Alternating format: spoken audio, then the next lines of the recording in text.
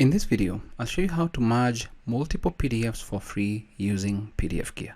Welcome to this video. My name is David and I hope you're well wherever you are around the world. Now, I've got two PDFs with me here and I can just open them up.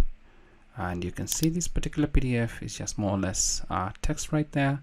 And then we've got this particular PDF that has a couple of things going on. So right there. Now, let's assume I want to have them as one document. I'm going to be using PDFGear that's available for Windows, macOS, iOS, and Android. Now, I'm going to open up PDFGear right here, and this is more or less the dashboard that you get once you open it. What I'm interested in is some of the hot tools, but you can also click on Merge and Split, but I'll click on Merge PDF. I'll click on it right there, and then once I do that, all I need to do is just either drag and drop my files here, but for this one, I'm actually going to click on Add Files and then left click and hold to select both of them and then click on Open.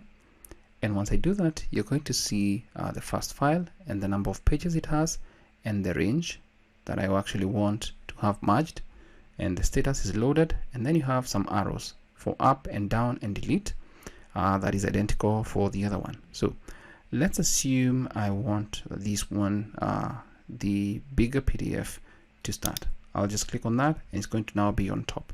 Now the output file name you're going to get, you can write whatever, but you'll see the end, it has the underscore merge and the output path, and all I need to do, I'll just click on merge.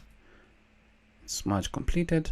If I just double click on my PDF, it's going to begin with this particular PDF right here, right there, and then when we get to page 21 right there, we go to 22, 23, 24 is this other PDF that is more or less text like that.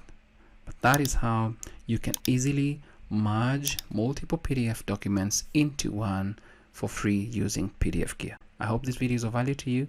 Thanks for watching.